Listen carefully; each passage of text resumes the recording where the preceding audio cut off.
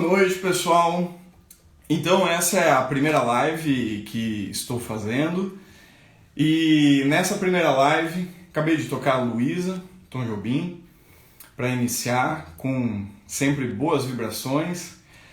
E o intuito desse ao vivo hoje é falar os caminhos para a universidade, ou os caminhos formativos que nós podemos ter, tanto para quem quer ser profissional, ou para quem quer ser um amador que pratica música, tocar saxofone nos seus grupos, na sua comunidade, de uma forma que tenha um resultado bacana, que consiga aproveitar. Então, eu vou começar falando um pouquinho sobre a minha história, né? A minha história começa lá no Rio Grande do Sul. Eu, quando jovem, decidi seguir essa carreira de músico, e para fazer isso eu peguei e aceitei um convite do meu tio padrinho e fui morar em Foz do Iguaçu, onde eu fiquei estudando um pouco saxofone, tocando na banda municipal lá de Foz do Iguaçu. Então tá chegando uma galera aí, uma boa noite a todos. Então eu estava estudando em Foz do Iguaçu, tocando na banda municipal, só que aquele estudo informal. Aí um dia eu fiz um workshop, uma oficina lá em Foz, e fui convidado nesse workshop a estudar em Curitiba. Aí me mudei para Curitiba, todo um trâmite para isso, e comecei a estudar. Estudei no Conservatório de MPB em Curitiba, depois fui fazendo alguns cursos paralelos e me preparando para um vestibular, o qual eu não passei. O primeiro vestibular que eu fiz, eu não passei. Por quê? Por que eu não passei nesse vestibular? Porque eu não estava preparado, né? Primeira coisa. Não na questão do instrumento, aí que está um detalhe. Mesmo estudando bastante música, teoria musical, eu não estava preparado. O que aconteceu nessa situação? Para mim, essa foi a maior lição. É isso que eu gostaria que vocês entendessem. Às vezes a gente faz um concurso, uma prova, e isso ajuda a gente a compreender o que está faltando. Então eu não passei nesse vestibular e eu compreendi todo o conteúdo que eu precisava desenvolver para passar no vestibular. Daí você pode perguntar, mas é só ler o que vai cair no vestibular. Eu li, eu estudei, mas a prova é sempre a prova. Então é muito importante, na minha opinião, fazer a prova. Dado isso, entrei na faculdade, fui desenvolvendo os meus estudos, e aí cheguei, fiz pós-graduação, estou fazendo mestrado, e cheguei onde eu estou hoje, dando aula aqui na Escola de Música Vila Lobos, aqui de Joinville. Então, agora eu vou chamar o Jonathan Claudino, que é nosso convidado, meu convidado, né? A gente conversou bastante, para que ele também dê um feedback para vocês sobre isso, e depois a gente vai desenvolver todo um conteúdo que pode ser útil para cada um de vocês. Deixa eu clicar aqui. Opa. Aqui.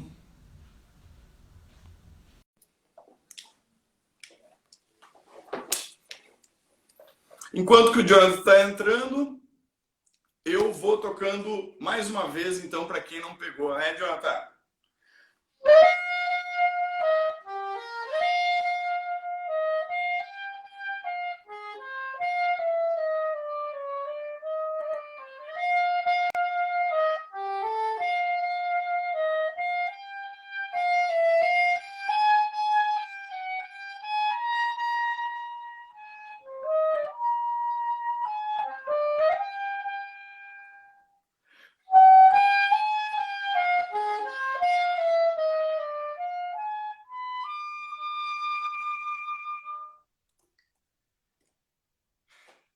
ouvir um pouquinho aí, porque Opa, enquanto é tu entrava, o bravo, pessoal que não bravo. pegou, daí ele escutou um pouquinho. E aí, Jonathan, fala um pouquinho pra gente dessa primeira, esse primeiro desenvolvimento aí que tu teve, quais foram esses primeiros caminhos para chegar aonde tu tá hoje. Beleza. Uma boa noite a todos, né? Primeiramente, queria agradecer o convite do professor Everton aí para estar falando um pouco sobre minha trajetória, sobre o caminho para o bacharelado. Estamos conversando um pouco isso.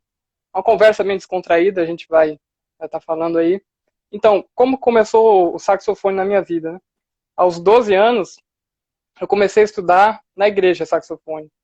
Surgiu uma oportunidade, um professor começou, ofereceu aulas gratuitamente, e eu senti vontade de fazer aula. Então, comecei a estudar ali, comecei a tocar os primeiros hinos na igreja, e com o tempo foi surgindo o interesse em mim de alcançar novos horizontes, né? Então, eu vi que eu precisava buscar um conhecimento que ali eu não tinha, não nesse nível que eu queria chegar. Então, eu resolvi buscar algumas escolas, cheguei a procurar alguns professores, mas aos 15 anos eu fiz o teste para entrar na Casa da Cultura, que era onde o professor Everton onde o professor Everton leciona. Né? Então, a partir dali foi um novo start, digamos assim, onde pude aprender muita coisa, tive muitas vivências. A partir dali, muitas oportunidades surgiram de participar de big bands, de grupos da cidade, de oportunidades mesmo de trabalho também surgiram.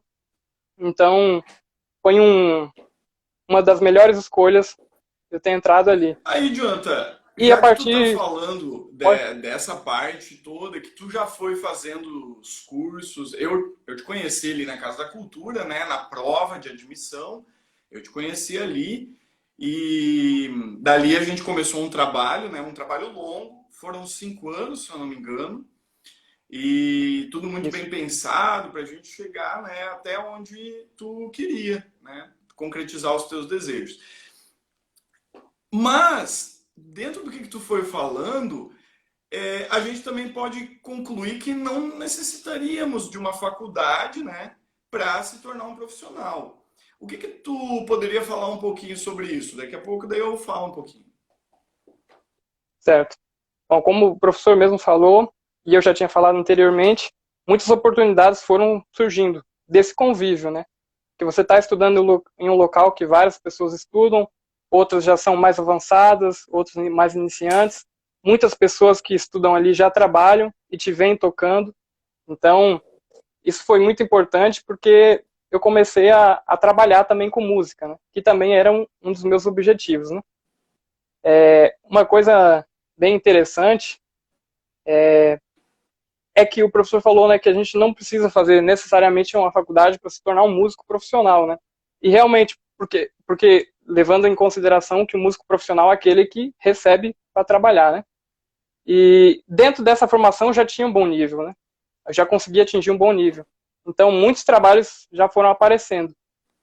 Só que, claro, quando você vai para um nível superior, outras oportunidades, outras vivências você vai tendo, então novas oportunidades vão Então surgindo, eu né? queria falar um Às pouquinho vezes até sobre novos isso. mescais. Desculpe te atropelar aí, Jonathan, mas Pode eu queria falar um dar, pouquinho também para dar. Tô acenando de vez em quando aqui para um pessoal, tá, gente? Porque não dá para. Eu quero manter o foco aqui, daí eu vou acenando conforme vai dando aqui, tá? E eu agradeço imensamente a presença de todo mundo aqui, tá? Porque é muito valoroso a presença de vocês e a gente espera estar ajudando também a vocês entenderem um pouquinho essa trajetória. Então, isso que o Jonathan está falando é muito importante, por quê? Porque ser um músico profissional não necessita de ir até o curso superior. O que acontece? Você pode estudar de uma forma autodidata, você pode ser autodidata, ainda mais no meio que nós estamos hoje, que tem uma informação muito grande. Só vou dar uma ajeitadinha aqui. Tem uma informação muito grande na internet, de blogs, de sites, de YouTube, aulas sendo vendidas. Vou falar um pouquinho também sobre isso, né? Mas tem essa informação. Essa informação, ela existe. A gente tem que selecionar, mas ela existe, ela está ali. Então, você pode ser um autodidata. Ou você pode estudar com alguém que tem até notório saber. Ou seja, uma pessoa que também estudou dessa forma, toca muito bem e vai fazer com que você chegue também a um nível musical muito bom e você começa a exercer a profissão, se assim você quer. Né? Ou você vai se tornar também um amador que toca muito bem, vai estar nos seus grupos, nos grupos musicais e tal. Então, quando a gente olha para a universidade, a gente olha para um sistema educacional formatado. A ideia é essa. E principalmente para nós, minha gente, nós estamos falando de música. Então, nós somos uma profissão que não é regulamentada, tem um reconhecimento, não tem. Aí o músico tenta se agarrar. Aonde ele se agarra? Em alguns lugares ou alguns cursos que têm reconhecimento. A universidade nos dá essa propriedade. Porque você, com um diploma universitário, você pode ter um diploma de licenciatura em música, de bacharelado em música, de música popular, produção musical. São alguns cursos que nós temos aqui no Brasil, tanto aqui em Curitiba, na UDESC, aqui em Santa Catarina também, no Rio de Janeiro. Você vai ter cursos espalhados pelo Brasil inteiro. O Jonathan vai falar daqui a pouco onde é que ele está estudando. Então, assim, a gente busca a notoriedade e o reconhecimento formal. Fora isso, você pode sim ser um músico que trabalha a partir de uma formação de autodidata. O que tu gostaria de falar mais sobre isso aí, Jonathan? Bom, eu posso avançar um pouquinho na história? Pode. Então, durante esse tempo que eu estudei com o professor, a gente foi se preparando, né? Porque logo na primeira aula eu já falei que um dos meus objetivos era se tornar um músico profissional, né? E o professor na primeira aula já falou todos os pontos positivos, pontos negativos, e eu obviamente aceitei, eu já sabia o que eu É que iria, na minha o que eu visão, uma queria. coisa muito importante é deixar o aluno consciente do trajeto que ele vai ter que ter, que ele vai percorrer. E não é um Uhum, trajeto só de assim, de como eu vou para a universidade. Não, o trajeto é o esforço físico e mental que tu vai ter que empenhar nessa jornada de estudos para chegar no objetivo que tu queira.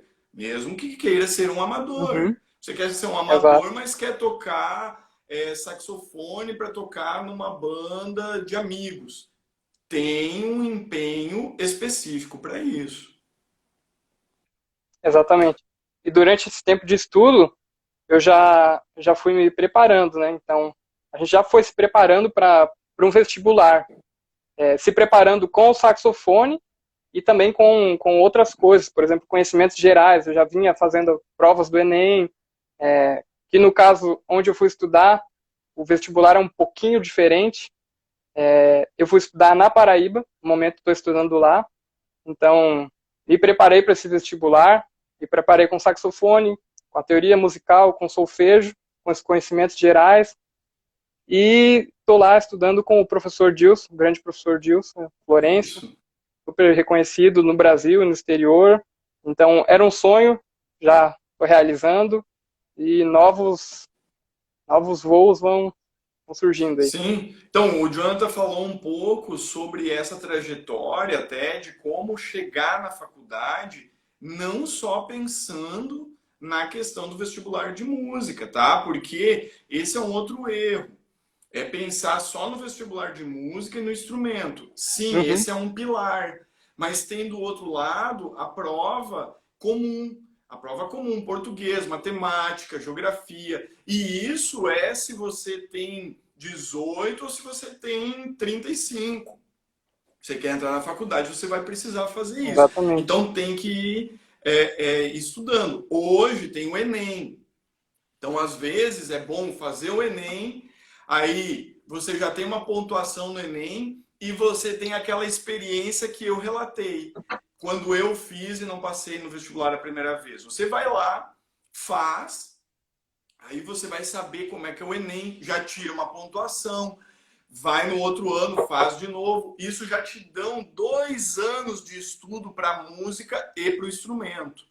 Né? Então, tem esse Uhum. detalhe aí que é muito importante, que você tem que estar bem atento.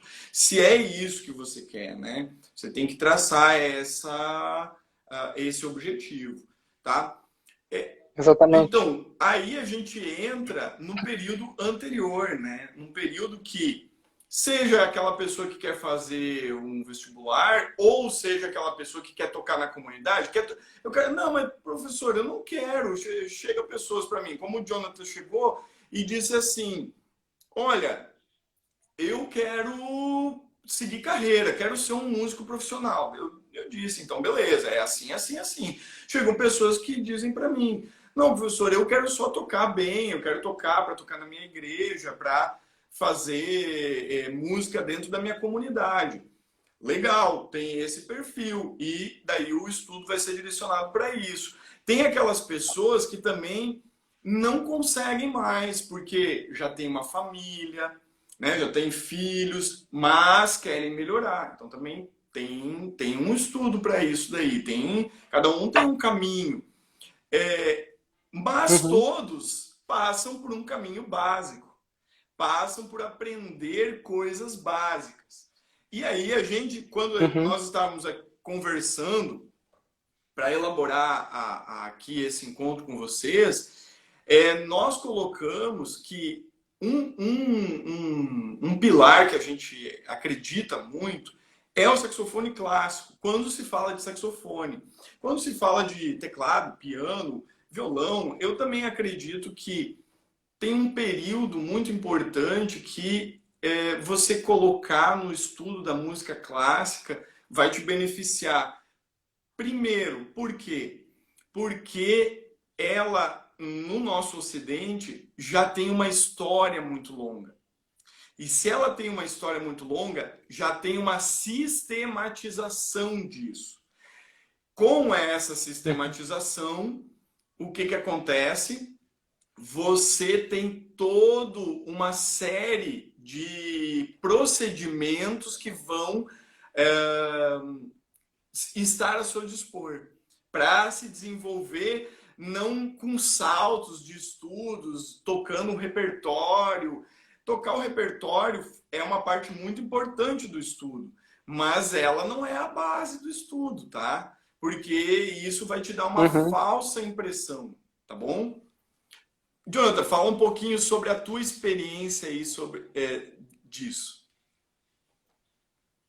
Bom, uma coisa que eu costumo falar, é até uma frase que o professor Dilson sempre fala, que é que ele compara a música com a matemática, né? Ele Muitas gosta vezes. bastante. E ele gosta muito desse.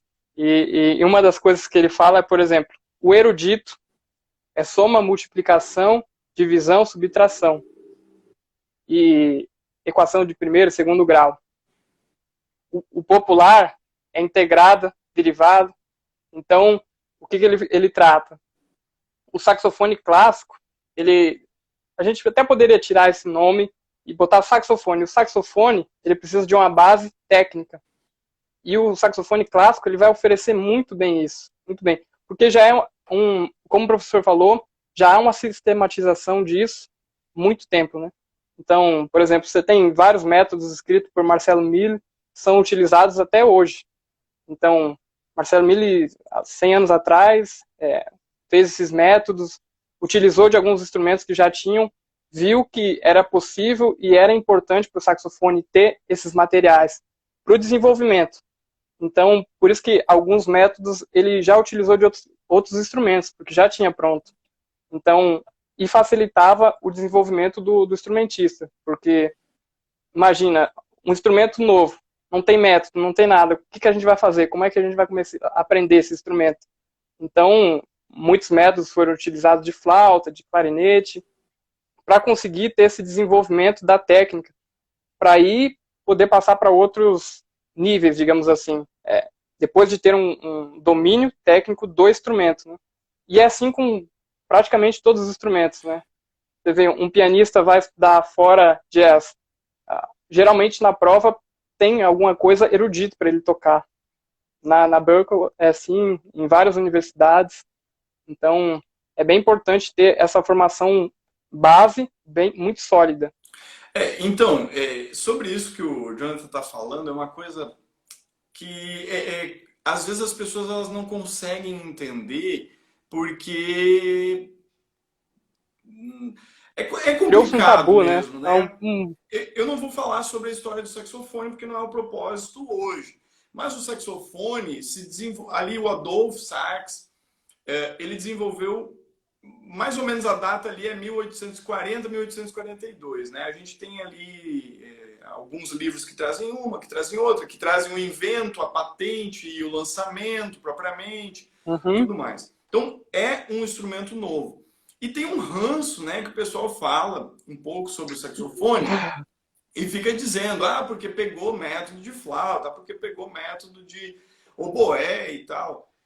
Olha, eu acho que foi genial fazer isso e aproveitar, né?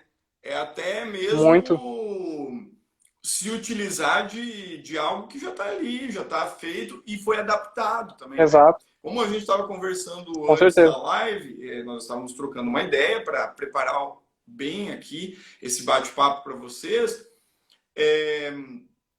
O Fairlin, que é um dos métodos assim mais reconhecidos do saxofone, ele é um método que foi escrito para fagote.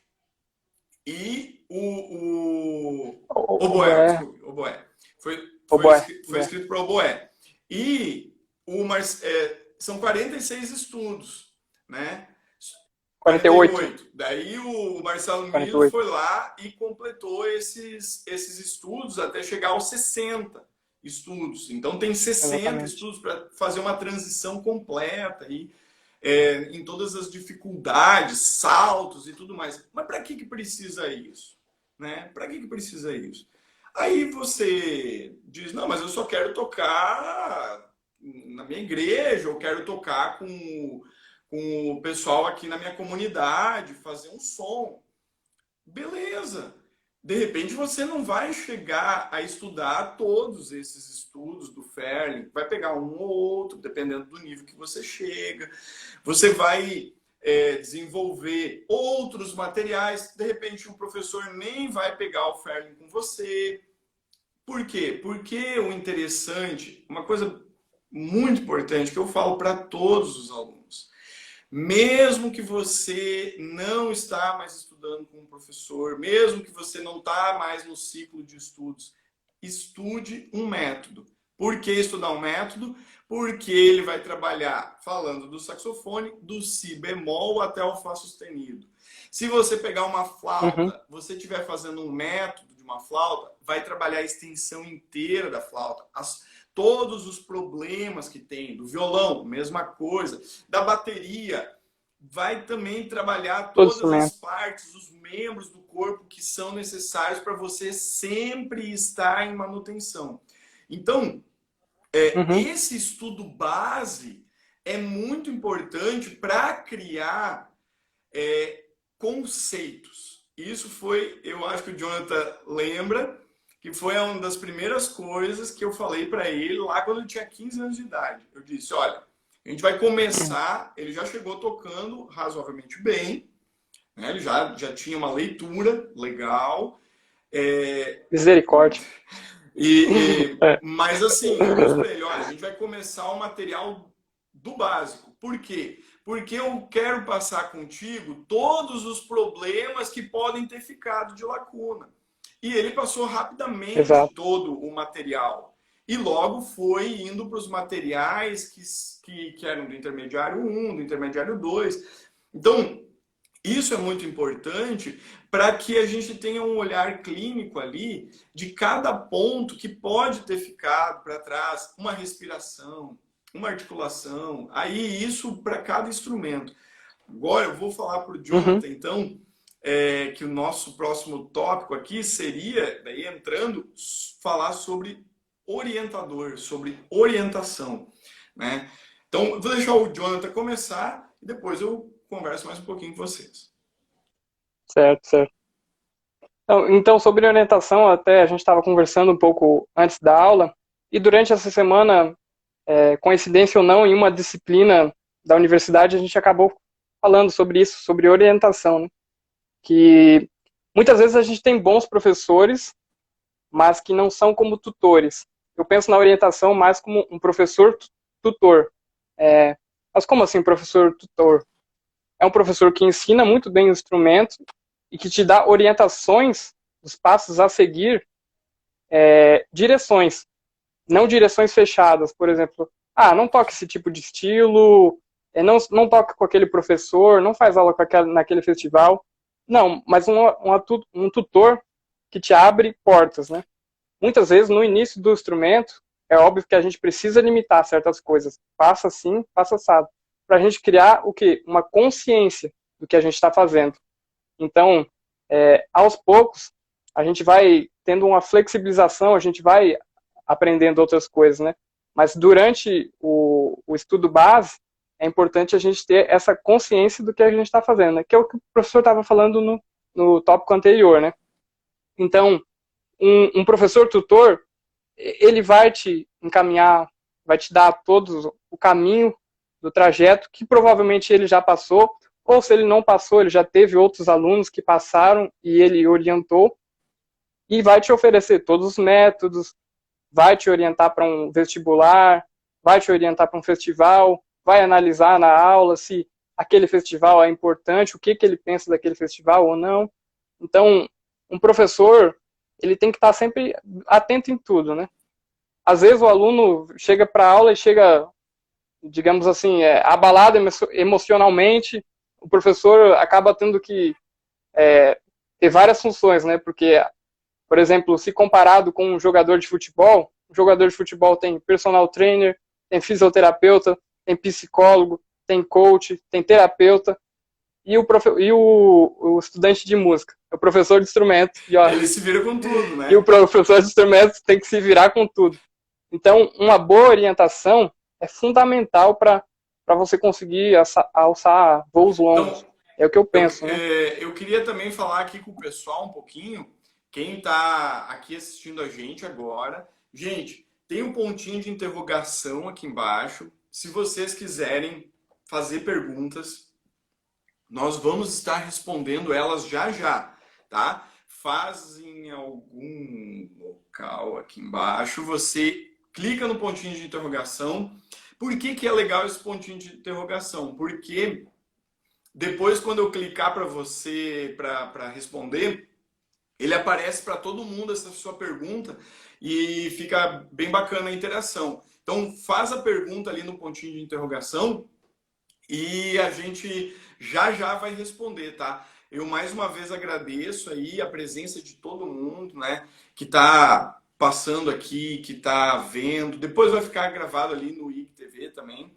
E vocês podem compartilhar ali, dizer, ó, manda um aviãozinho lá pra galera, né? Pode mandar um aviãozinho daqui também, que ajuda, hein? Agora, né? Ajuda a divulgar a live Ajuda. ali e mais pessoas podem escutar esse papo aí. Então, vamos voltar aqui para o nosso foco, que é falar sobre essa questão do orientador. O que o Jonathan falou sem sombra de dúvidas, é super importante. Por quê? Porque o professor orientador, eu gosto muito dessa palavra orientador, que o Jonathan estava falando tutor, né? Eu gosto bastante mesmo dessa palavra orientador, porque o professor orientador, ele orienta, tá? A gente tem todo um debate dentro da linha educacional sobre a questão Sim. de professor, orientador, tutor, instrutor, né? Muitos músicos eram chamados de instrutores, então tem todo um lance até mesmo a titulação da carreira e tal. Mas a função do orientador realmente é aquela de pegar pela mão e mostrar os caminhos. Tem alguns professores que não gostam muito disso e daí acabam não sendo orientadores, acabam só reproduzindo um pouquinho das questões técnicas e tudo mais. Quando o Jonathan falou um pouquinho sobre em um momento da formação tem um pouco mais de restrição e ela vai abrindo, é um pouco do formato que a gente teve nas aulas dele e que eu vou aplicando com todos os alunos que eu passam pela minha vida e eu tento fazer o melhor trabalho com eles, né? Então, no básico, geralmente, não tem muita liberdade. E aí, eu vou trazer para vocês um professor, que é o professor Paulo Egídio. Mandei esses dias pro Jonathan Só deixa eu dar uma acenada aqui para essa galera que entrou, uma galera aqui fervendo. O professor Paulo Egídio é um professor de violino, tá? É um professor de violino. Ele mora lá em Londrina e ele tem todo um trabalho aqui no Instagram e um trabalho muito sólido lá em Londrina também. Eu super recomendo. Ele passou no concurso aqui em Joinville, inclusive. Ele quase foi professor aqui em Joinville, mas acabou assumindo lá em Londrina. E ele estava falando sobre essa entrega, sobre a entrega que o aluno tem que ter. Quando eu cheguei na faculdade e com todos os professores que eu tive, é se entregar, acreditar no que o professor está falando. Por quê? Porque, gente, de coração, todo professor que quer te ver bem, e é a maioria, tá? Ele vai querer passar coisas que vão te ajudar, vão te auxiliar. Então, você pode assim, mas poxa, professor, eu estou tão cansado, ou nossa, eu tenho que estudar isso. Tem que. Não dá para ter preguiça não, gente. Não dá. Então, no básico, na minha concepção, e como o Jonathan estava falando, a gente tem que ser um pouco mais restritivo. Por quê? Porque você está também, às vezes, entrando e não conhece muito bem, falando do universo do saxofone, não conhece boquilha, não conhece palheta. Aí tem um monte de gente que fala que tem que comprar 3 boquilhas, 4 boquilhas, 5 boquilhas, aí não sei quantos tipos de palheta. Aí tu vai pro mundo do violino lá, o cara tem não sei quantos arcos e corda de vários tipos. Não, para tudo. Fala com o professor vai te orientar e vai te dar as melhores diretrizes, tá? Então, entender as concepções é muito importante, tá? Então, essa questão da orientação, ela é muito importante para se chegar ou a ser um músico amador que toca muito bem. Por quê? Porque o professor que vai estar falando com você, ele vai perguntar para você: não, você quer estudar a música? Quero, mas eu quero só tocar na minha igreja, quero tocar bem. Beleza. Ele não vai te exigir o que ele exige para o cara que disse para ele que quer ser um profissional e que quer ir para uma faculdade. Ele não vai te exigir isso. Mas tu vai dizer às vezes assim: pô, professor, mas está pesado esse programa. Sim, mas tu diz que tu quer tocar bem, que tu quer desenvolver um bom trabalho para te tocar na comunidade. E é assim, gente.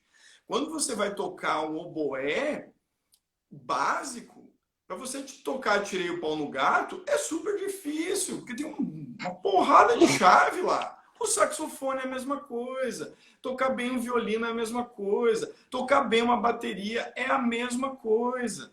Você tem que se dedicar e não medir esforços para chegar no objetivo. O professor já traçou aquele objetivo, ele não está querendo sacanear contigo, ele não está te exigindo para que tu seja um profissional, ele está fazendo exatamente o que tu pediu.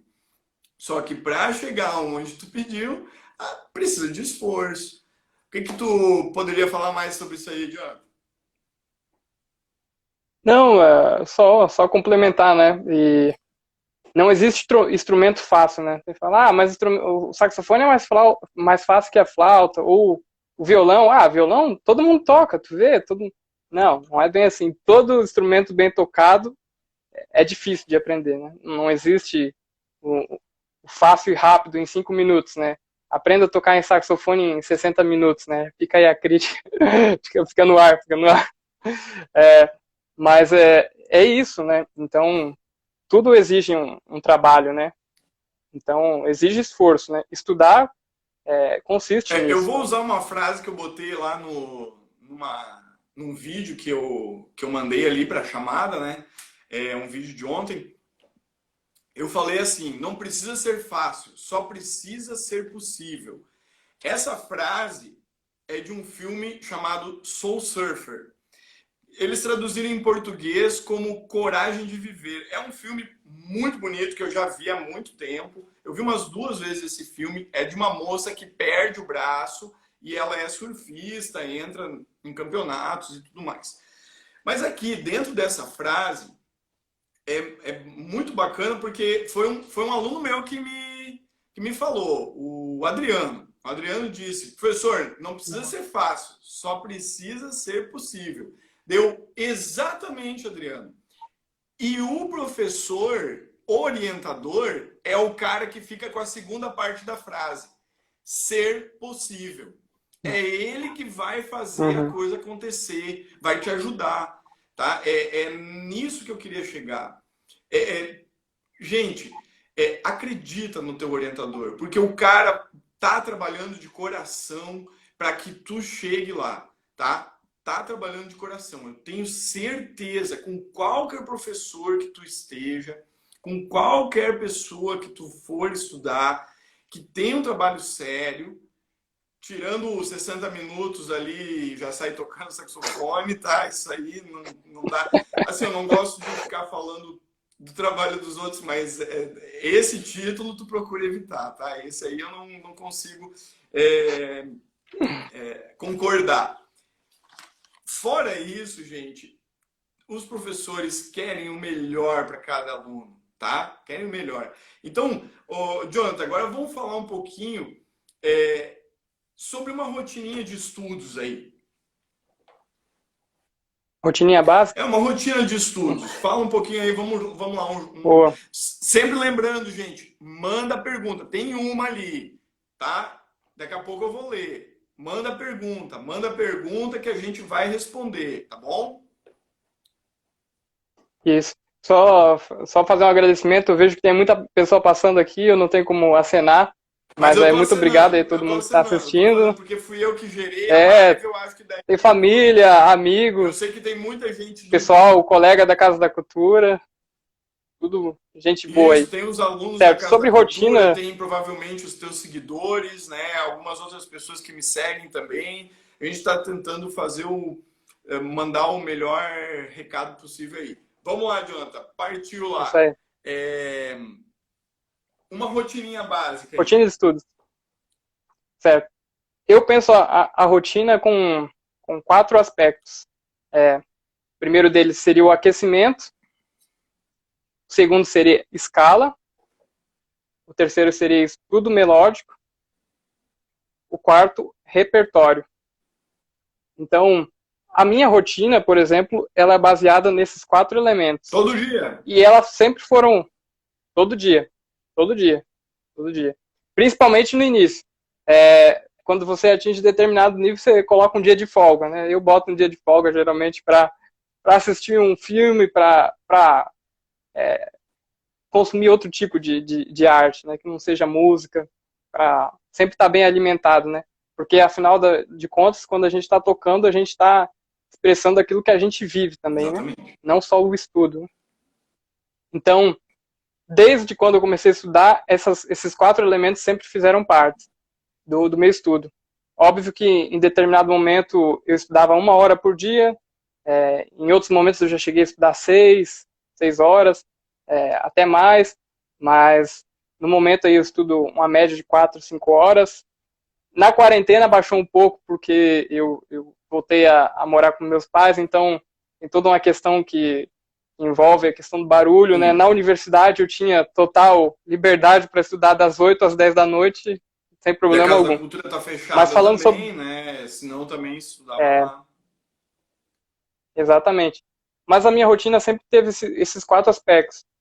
No aquecimento, geralmente eu costumo fazer algum aquecimento, alguns alongamentos mesmo corporais, porque essa é uma questão que a gente às vezes acaba deixando de Perfeito. lado, mas ao longo do tempo isso pode ser muito prejudicial, Por né? isso que é legal aquele Então, negócio da correiazinha, né? Correia, tem todo um. A gente exato, já vai falar sobre equipamento também. isso. Então, isso antes de começar no saxofone, né? Então, quando eu pego o saxofone, por exemplo, eu sempre começo com nota longa, né? Mas nota longa com consciência. É importante destacar isso. Tudo que a gente faz tem que ser com consciência. E isso é uma coisa que a gente aprende desde lá do começo, nesse ensino do saxofone clássico. Então, há vários jeitos de estudar nota longa, né? Mas um deles que eu estudo é mantendo a nota forte e depois decrescendo até o último fiozinho de cabelo, né? Mas, enfim, tem várias outras formas que eu até estou postando nas minhas dicas lá no Instagram. Depois eu passo para a escala, porque escala tem até uma comparação que o professor Everton uma vez me falou em uma das aulas, foi a seguinte, né? Um chefe chegou no restaurante, um dos mais chiques de determinado lugar, e aí o que ele foi pedir nesse restaurante? Eu quero um ovo. Ué, você chega num restaurante chique, quer um ovo? Por que um ovo? E fazendo a comparação, o ovo desse restaurante tem que ser bem feito, porque o ovo é um dos pratos, digamos, standards da culinária. Então, se você não sabe nem fazer um ovo, como é que você quer fazer um prato chique, né? Então, um prato bem feito começa com um ovo bem feito. Esse daí, Nesse sentido, isso que o Jonathan está falando para vocês está no meu site, no www.evertonbax.com. Tem um artigo que fala sobre escala. Eu escrevi, tem uma parte que é uma tradução de um artigo, e daí eu deixei lá porque realmente a escala ela é um simulador de voo que a gente tem que estar sempre tem que estar com ele em dia, sempre tem que estar em dia, tá? uhum, Não vou entrar muito exatamente. em detalhes maiores, mas é muito importante estar sempre estudando Uhum, escala. Em todos os instrumentos, tá, gente? exatamente. Então, o ovo é como uma escala, uma metáfora, então, assim. Porque música é escala e arpejo, nota de passagem, apogiatura, não sei mais o quê. Então, por isso que você sempre tem que estar fazendo escala. Porque quando você vai fazer músicas, você vai fazer escala. Então, passando essa parte da escala, e aí, claro, a gente tem que gostar de estudar escala. Esse é um ponto importante também. Porque não adianta, que saco, estudar escala, de volta, escala. Mas já estudei um método de escala no semestre passado com o professor, de volta, escala é muito importante. Música, escala e arpejo, né? Enfim.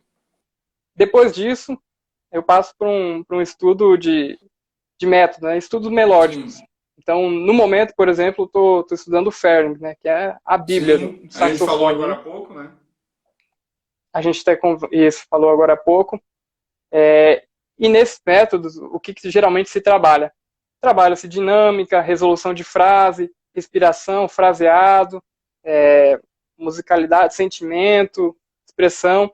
Então, até aí, a gente foi, digamos que fazendo uma junção de etapas, assim.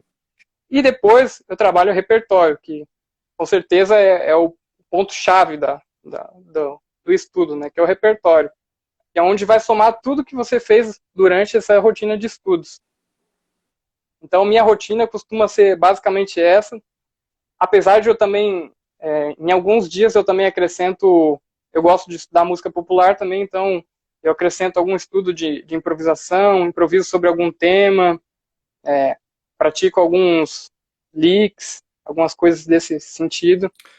Então, a minha rotina funciona mais ou menos assim, né? Então, agora eu só gostaria de dar uma alentada, né? Tem que alentar o pessoal, porque daí o pessoal, às vezes, que é mais iniciante, pode confundir. E é isso, gente, que tem... É um problema nas redes, né? Os vídeos, eles não estão sequenciais. Por isso que o papel do orientador é muito importante. Porque tem uma palavrinha em inglês que é muito legal, que se chama feedback. E que em português eu acho que a melhor tradução que a gente poderia dar para ela é a devolutiva, tá? O professor orientador, ele dá a devolutiva. Ele olha, ele analisa com a experiência dele, com os estudos que ele já fez, e ele vai te dando o feedback de tudo aquilo que tu fez na aula e o material que tu está apresentando para ele. Então, o que o Jonathan falou serve para o Jonathan de 4 Nesse de momento. dezembro de 2020. O Jonathan, que tinha 15 Exatamente. anos de idade, que começou comigo ali na Casa da Cultura, começou fazendo nota longa por um tempo muito maior do que ele faz nota longa hoje. Então, em questão de 2 semanas, esse tempo também mudou. Nota longa, a gente sempre fala, né? É o básico assim que a gente fala. Nota longa vai te acompanhar pro resto da tua vida. Mas não quer dizer que tu tem que fazer 1 hora de nota longa. Tu não vai fazer nem 10 minutos, tu não vai fazer. Tu vai fazer, às vezes, a nota longa até na escala.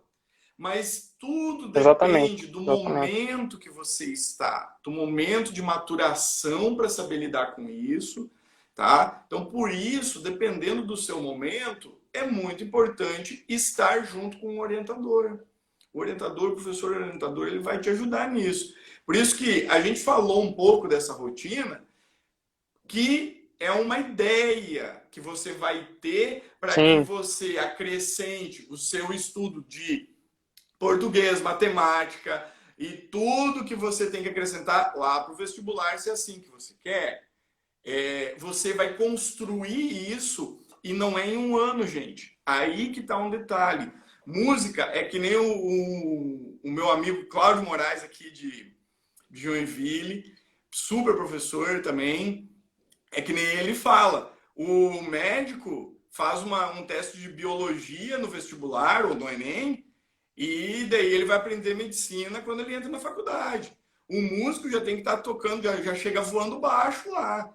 Então, você tem que estudar muito o instrumento e muito percepção, teoria musical e tal.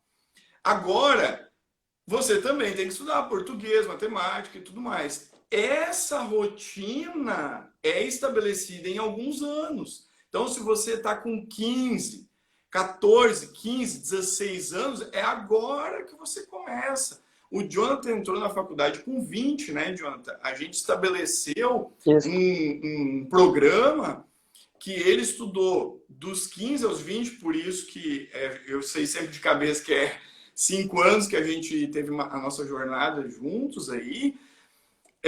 Para quê? Para desenvolver todas as coisas que precisavam para chegar maduro lá na faculdade, se é o que você quer. Se você já tem, não, pô, professor, mas eu tenho 35, eu tenho 40, eu não consigo mais. Claro que consegue, você consegue também. Só que daí você tem que ter toda uma conversa. Por quê? Porque às vezes você já tem família.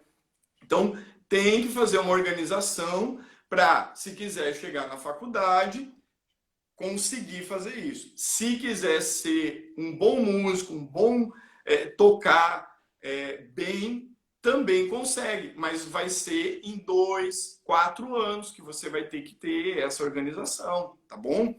Então, agora eu queria partir para um outro tópico aqui, Jonathan, que eu falei também no vídeo e o pessoal às vezes não acredita, né? Não acredita. O Jonathan não acreditava. Quando eu falei para ele, ele não acreditava às vezes. Eu disse para ele, rapaz, tu acha que aqueles caras lá que fazem NASCAR ou que aparecem aí nas corridas, aí o cara pega um carro para ir para a corrida. Ele mexe ou não mexe no motor? Aí ele falou para mim, mexe.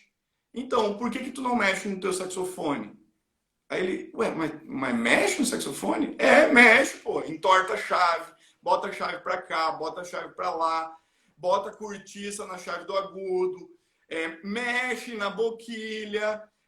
Um cara bom, um luthier bom, ele vai mexer na tua boquilha e ela não estava saindo a articulação X. Você vai comprar outra boquilha? Não, meu amigo. Às vezes a tua boquilha está tudo certo, só que tem que ver se as medidas dela estão certas. É uma coisa muito simples, mas tem que ter uma pessoa especializada. Então a gente está falando agora de um tópico que eu falei no vídeo, que é o luthier. Ter um luthier perto ou nas redondezas. Se isso não é possível, que pelo menos você tenha um que seja da sua confiança e que você consiga mandar o seu instrumento ou a sua boquilha e que você tenha uma devolutiva, né, de um profissional, porque daí você provavelmente não vai conseguir tocar. Se ele é perto, você consegue tocar.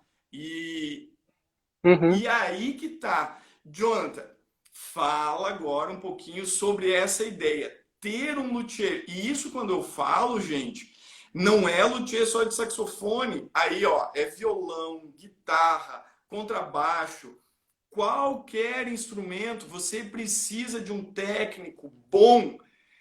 Eu preciso de um técnico bom. Eu, como professor, orientador, eu preciso de um técnico bom que eu possa recomendar para ter aluno bom. É uma concepção que eu tenho, porque daí o cara trabalha no instrumento do aluno e faz a máquina funcionar. O Anthony, por exemplo, tem um saxofone de uma marca, assim, muito básica, mas a gente entrou num acordo, fez alguns testes e ele fez um banho de cobre no tudel dele. O instrumento dele já foi outro, ele já conseguiu um resultado diferente, com um custo muito baixo. Jonathan, fala um pouquinho sobre isso daí pra gente, da tua perspectiva, né? É muito interessante Perguntas, isso. gente. Até umas 2 semanas de interrogação. Chegou mais uma. Isso aí. Há umas 2 semanas atrás eu estava dando aula para uma aluna e ela é uma aluna que também toca clarinete, né? E ela toca profissionalmente clarinete muito, muito bem. Eu toquei com ela, inclusive. E ela desejou começar a estudar saxofone. E ela começou a estudar saxofone comigo com um som muito bom. Na primeira aula já gostei muito do som que ela estava tirando do saxofone soprano.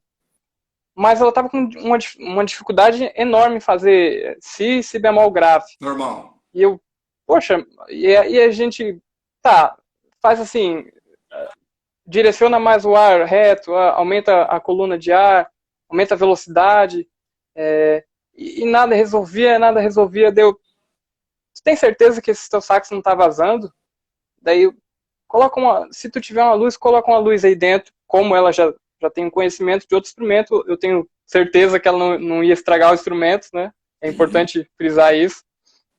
Ela colocou uma luz e viu que estava vazando. Então ela levou até um luthier, arrumou. Na outra aula, Jonas, tá saindo tudo. Aí, pronto. A gente ficou determinadas aulas, assim, pensando, poxa, mas por que não tá saindo?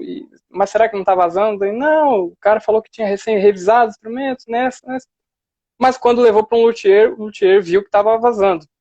E às vezes não é só questão de vazamento. Como o professor falou, o ajuste das chaves na mão também é muito importante. Não só pela questão de facilidade de tocar também, principalmente, né?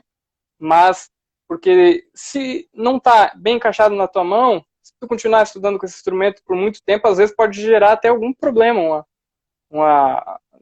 problema físico. Você faz esforço demais para baixar uma chave, quer dizer, a mola está muito pesada, está descalibrado, e isso ao longo do tempo pode te gerar problemas. E eu vou mais a fundo, gente, pela experiência. Por exemplo, tem meninas que me procuram para fazer aula e a estatura das mulheres é um pouquinho menor. Aí a mão é menor. Também já peguei homem com a mão menor. Eu fiz uma conversa, tem que fazer um convencimento. Por isso que tem que ter muita seriedade no trabalho. Por quê? Exato. Porque toda a região aqui, ó, toda a região do si, dó sustenido e si bemol foi refeita. As chaves. A gente refez Uhum. tudo com um bom luthier, tá? Refez entortou, colocou na posição que dava para a mão dessa pessoa.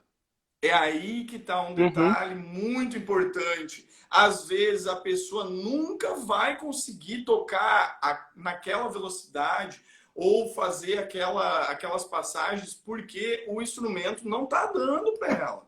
O professor tem que estar Uhum. atento a isso. E daí tem que ir lá dizer, não, ó, é isso aqui que tu tem que fazer mesmo. Às vezes até falar com o luthier. Não, bicho, ó, eu quero que entorte essa chave aqui, pode amassar ela, vai para esse lado, faz aí direitinho, Uhum. que você vai ver o resultado com o aluno. É fantástico. Eu vi pessoas que estavam estudando há 3 anos, alunas mulheres que estavam estudando há 3 anos já, daí começaram a estudar comigo. Eu conversei, expliquei, foi pro luthier, entortou as chaves, fez do jeito que eu pedi. Quando deu 2, 3 semanas, estava tocando que não conseguia tocar. Então, esse Exato. detalhe, você não adianta querer comprar o carro zero e ir para um rally, pô. Não vai, não vai. Pode comprar qualquer marca de saxofone, qualquer marca de saxofone. Não vai. Boquilha, mesma coisa, tem os seus ajustes. Violão, Uhum. o professor Mozart, aqui da Casa da Cultura, que é professor de guitarra, vive ajustando guitarra, tem um trabalho muito grande para esses ajustes. Os bateristas, violino, viola, contrabaixo, gente, é todos os instrumentos. E não é mágica, meu, não Uhum. é mágica, é necessário, é Não, ia. necessário, né? Gente, Uhum. bota as perguntas aí. Jonathan, tu quer falar mais alguma coisa aqui? Eu vou abrir a pergunta aqui, tem duas. Só complementar que é um trabalho muito fino, né? Muito. É um trabalho, então, você tem que entregar na mão de uma pessoa que você vai ter confiança que vai fazer um bom trabalho, né? Por favor, né? É, há umas 2 semanas atrás eu continuo estudando uma peça que é o Capricho em forma de valsa, Paul Banot, e, e é uma peça assim bem virtuosística. E algumas passagens específicas eu tava querendo acelerar e as molas não iam, o saxofone não ia, e o meu dedo ia e a mola estava lenta para chegar. Aí eu levei no Jatan, que é o luthier quem eu recomendo, e conversando com ele, ele falou, Jonas, vamos aumentar um pouquinho a pressão das molas. Milimetricamente ele apertou, aumentou um pouquinho a pressão das molas e ficou excelente. O que eu não estava conseguindo avançar em andamento, em 2 dias eu consegui fazer, assim. Sim, Então é um detalhe muito muito, fino. muito, É muito. claro que E a nem todo boquilha é mundo aquele acaba. detalhe, às vezes, da câmera da boquilha. É uma Uhum, lixada, uma precisão que o luthier de boquilha vai ter, que a tua boquilha vira outra. Daí vai ser lá para um exato. instrumento de corda, ponte, né? Ô, Jonathan, eu fico com um pouquinho de medo da gente se perder no tempo aqui. Então eu tenho uma Bora para as pergunta aqui que eu perguntas. vou colocar. Ó, o Lucas, que é um baita de um amigo nosso aqui em Joinville, baita de um baterista, está Baita perguntando: a baterista. bateria e a percussão no bacharelado é somente erudito ou também popular? Lucas, percussão erudita, tá? No bacharelado, dependendo da universidade, porque daí tem universidade que Isso. tem universidade que não tem. E geralmente, quando a gente fala percussão, o pessoal vai para aquela ideia de instrumentos de tecla, tímpano e tudo mais. Bateria tem bacharelado. Eu não lembro de qual universidade tem bacharelado de bateria. Jonathan, tu lembra aí? Na UFPB Na tem. UFPB tem? Como isso tem. E tem percussão popular também. Então, é uma coisa que você tem que pesquisar por universidade ou por faculdade, porque é muito variado. Assim. Então, às vezes tem erudito e não tem popular, ou às vezes tem popular e não tem erudito. Como no saxofone também tem muito isso, Isso, né? Então, isso. Tem que estar sempre antenado aí, porque também tem uma coisa que nem o professor Dilson o professor Dilson saiu de Minas e foi para Paraíba. Então, mudam os professores de Uhum. lugar também. Vou para a próxima pergunta Sim. aqui. Qual a maior diferença da Evelyn, nossa aluna aqui da Escola de Música também? Qual a maior diferença da Escola de Música para a universidade? Evelyn, uma principal diferença seria a notoriedade, né? Que você vai ter um diploma universitário e a sociedade vai te reconhecer de uma forma totalmente diferente. Então, o músico, ele tenta sair um pouco da marginalidade, quando a gente fala Muitas marginalidade, aspas. é que daí tem que ser bem compreendido, que é a margem, né? Quando a gente fica à margem da sociedade. A gente não está no centro, principalmente aqui em Joinville, a gente está mais... aqui o centro é a empresa, a indústria. Cada cidade vai ter uma dinâmica diferente. Mas o músico, ele fica à margem. Então, quando você tem um curso superior, você tem uma garantia bem legal, assim, de um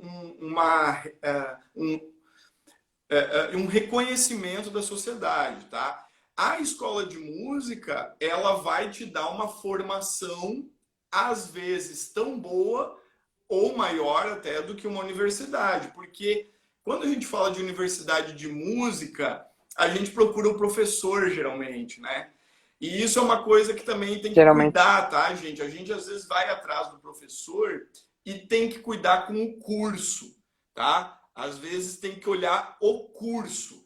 Por quê? Porque às vezes tu vai lá e entra numa cilada, né? Que nem o Bino lá do Carga Pesada, né?